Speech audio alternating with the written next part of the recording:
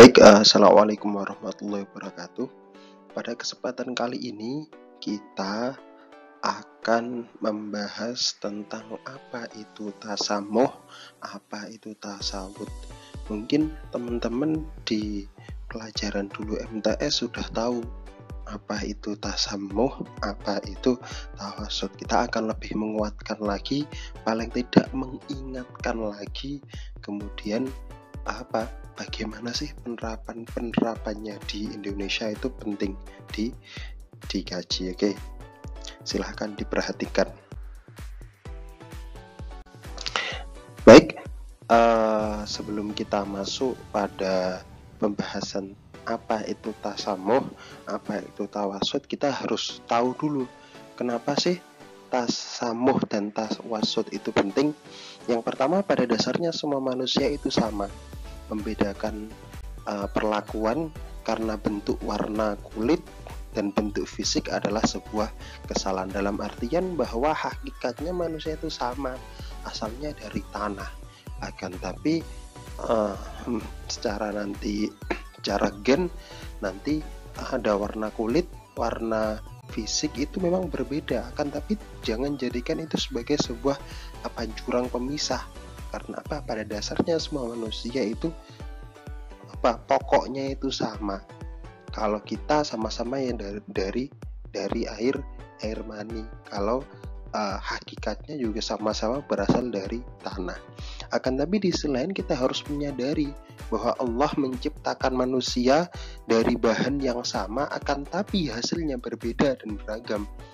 Jadi walaupun bahan dasarnya sama, tapi karena gen fisiknya berbeda, iklimnya berbeda, sehingga menjadikan manusia itu berbeda pula. Akan tapi yang terpenting hakikatnya tetap sama. Oleh sebab itu, perbedaan adalah anugerah yang harus kita syukuri. Jadi kalau semuanya itu sama, putih semua, ya kita nggak bisa membedakan satu sama yang lainnya. Harus ada perbedaan. Maka dalam hal ini perbedaan itu sebuah anugerah yang harus kita syukuri, karena dengan berbeda kita dapat lebih besar dan arif. Dalam artian ketika kita mau menerima orang lain yang berbeda, kita dapat lebih besar dan lebih arif dan juga bijaksana, serta dapat mengenal satu dengan yang lainnya, yang artinya orang Indonesia kenal dengan orang Arab kenal dengan orang Eropa, itu kan struktur gennya berbeda lah. Justru perbedaan itu agar kita saling mengenal. Nanti ada hadisnya, ada ayat Al-Qur'annya juga. Agar perbedaan dapat menjadi sebuah kekuatan, maka perlu adanya kesatuan dan persatuan.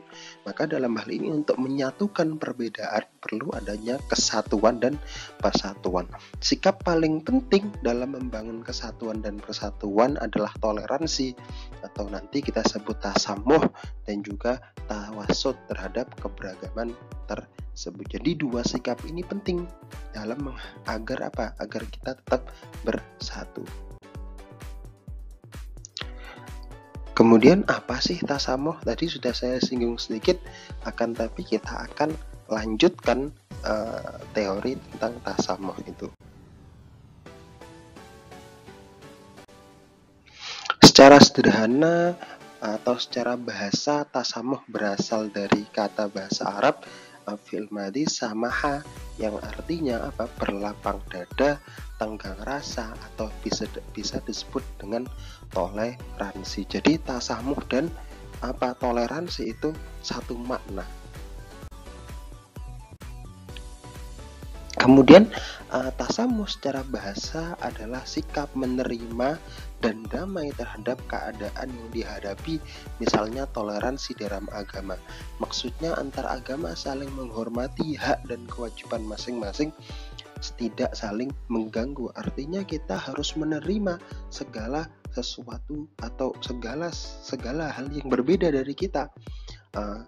Yang terpenting adalah kita saling menghormati antara satu agama lain, antara pendapat satu dan pendapat yang lain. Menurut Baidawi, bahwa tasamuh atau toleransi adalah pendirian atau sikap yang termanifestasi pada kesediaan untuk menerima berbagai pandangan dan pendirian yang beraneka ragam meskipun tidak sependapat dengannya. Jadi kita bisa menerima pendapat-pendapat yang lain. Maka dalam hal ini ketika kita toleransi, paling tidak kita tahu dulu. Artinya tahu bahwa ternyata agama ini tidak sepenuhnya seperti apa yang kita bayangkan. Ternyata ada sisi-sisi positifnya yang bisa kita ambil. Makanya biasanya orang-orang yang mempunyai toleransi tinggi itu orang-orang yang berpendidikan, orang-orang yang punya pandangan luas. Maka pentingnya pendidikan adalah nanti menumbuhkan sikap toleransi. Semakin luas wawasan, semakin toleransi kita. Contohnya saja, misalkan antar madhab, ada madhab Hanafi, madhab Maliki, dan sebagainya. Orang yang hanya belajar Syafi'i saja contohnya, maka ketika mendapatkan madhab lain atau bertemu dengan madhab Hambali, maka akan kaget dan sikap toleransinya akan hilang. Berbeda dengan orang yang sudah belajar semua madhab contohnya, maka sikap toleransinya lebih terbentuk. Oh, ada yang sir, bismillahnya sir. Oh, ada yang bismillahnya dijaharkan. Nah, seperti itu contohnya. Maka disitulah terbentuk sikap toleransi. Maka penting di sini ketika seorang itu ingin merasakan atau ingin menumbuhkan sikap toleransi, paling tidak harus punya keluasan cara pandang dulu. Jadi tidak stagnan pada pemikirannya saja, akan tapi ternyata ada pandangan lain loh di luar sana. Jadi dari sana terus muncullah namanya sikap toleransi. Biasanya orang-orang yang pendidikannya kurang cenderung kagetan. Kalau kata Mbah Mustafa itu cenderung kagetan, tidak bisa menerima pandangan orang lain, seperti itu. Kemudian masuk dalam konsep toleransi beragama. Toleransi beragama adalah sikap sabar dan menahan diri untuk tidak mengganggu dan tidak melecehkan agama atau sistem keyakinan dan ibadah penganut agama lain. Jadi tidak melecehkan agama lain. Maka toleransi sebenarnya bukanlah mencampur adukkan keimanan dan ritual Islam dengan agama Muslim, tapi menghargai eksistensi agama orang lain. Jadi bukan mencampur adukkan, ya, tapi tetap membedakan, kita membedakan akan tapi kita menghormati. Contoh adalah toleransi beragama di mana penganut mayoritas dalam suatu masyarakat mengizinkan keberadaan agama-agama lain. Misalkan kita di Gresik mayoritasnya Islam, kita membiarkan umat-umat agama lain beribadah secara damai. Nah, itu termasuk dalam konsep toleransi beragama. Ini penting, karakteristik orang yang memiliki sikap tasamuh, memiliki kerelaan hati dan kelapangan dada. Jadi orang yang memiliki sikap tasamuh itu selalu lapang dada. Dalam artinya bisa menerima pendapat orang lain, bisa menerima perbedaan, memiliki kerelaan hati. Mungkin jika dalam berdiskusi misalkan pendapatnya tidak bisa diterima, maka dia bisa rela pendapatnya tidak terima dan memilih pendapat yang lain, misalkan dalam sebuah diskusi, lingkup diskusi. Kemudian lemah lembut dari bersikap. Biasanya orang-orang yang toleransi itu lemah lembut, nggak kagetan, nggak gampang kaget dengan pendapat yang lain atau dengan pemikiran yang lain. Wajahnya selalu ceria dan bahagia, karena bahagia. Jadi orang tasawuf biasanya ringan, seakan-akan ya perbedaan ya suatu yang sifatnya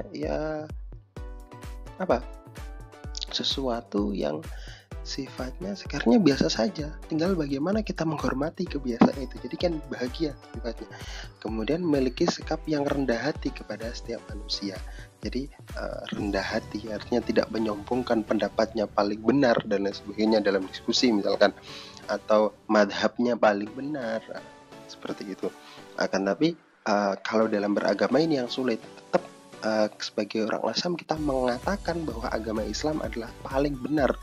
Akan tetapi di sisi lain kita kemudian tidak mengolok-olok agama yang lain. Nah, itulah bentuk toleransi kita. Jadi kita tetap menganggap bahwa agama Islam paling benar, akan tapi tidak usah mengolok agama yang lain. Kemudian mudah dalam berhubungan sosial. Orang yang toleransi itu biasanya karapia, bahasa Jawanya itu mudah bergaul dengan orang lain karena tidak beda-bedakan itu tadi, memudahkan dalam berdakwah dan tunduk kepada agama. Selanjutnya, tasamuh dan kemerdekaan. Nah, ini penting. Tasamuh biasanya sangat erat kaitannya dengan kebebasan dan kemerdekaan hak asasi manusia, yang artinya mengizinkan adanya perbedaan pendapat dan keyakinan dari setiap orang. Seorang yang memiliki sikap tasamuh akan menghargai pendapat yang berbeda dengan pendapat dirinya.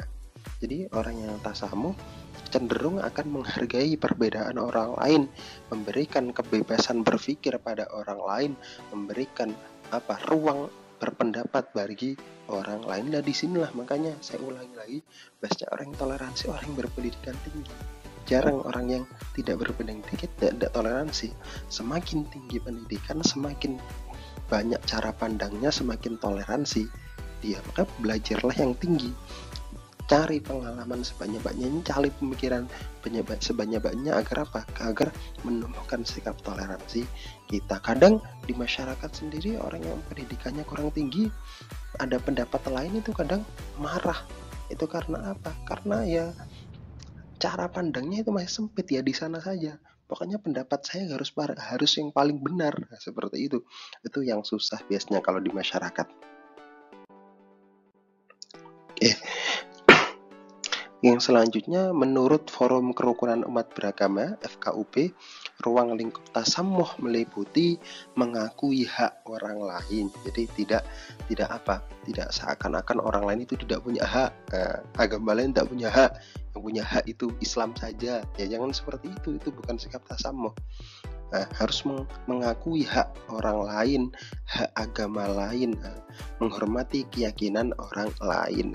Itu menghormati, bahwa dalam hal ini ketika kita tahu konsep adanya keyakinan adalah hubungan Allah dengan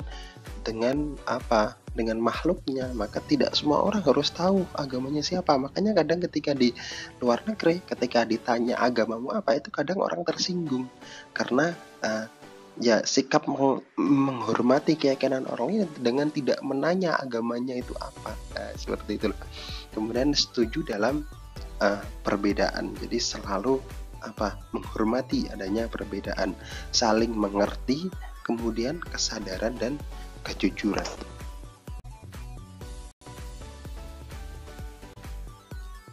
Yang selanjutnya adalah pentingnya perilaku tasamuh. Perilaku tasamuh ini disebutkan dalam Quran surat Al-Hujurat ayat 13 yang berbunyi, Ya ayyuhan nasu inna khalaqnakum min dzakarin aw untha wa ja'alnakum syu'uban wa qabaila lita'arafu inna akramakum 'indallahi atqakum innallaha 'alimun khabir.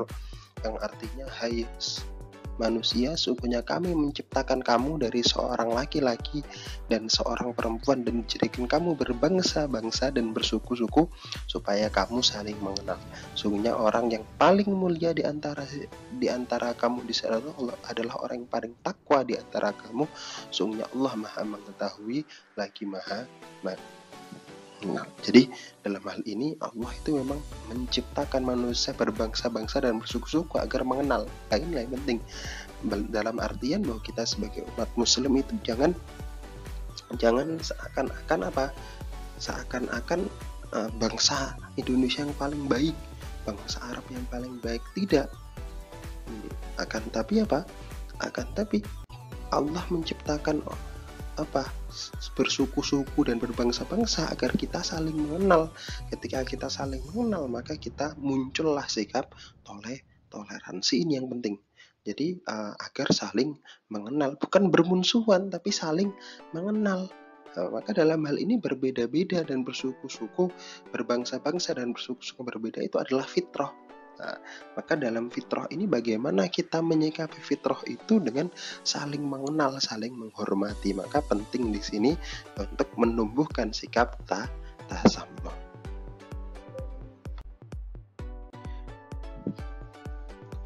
Yang selanjutnya, perilaku tasamuh dalam kehidupan sehari-hari.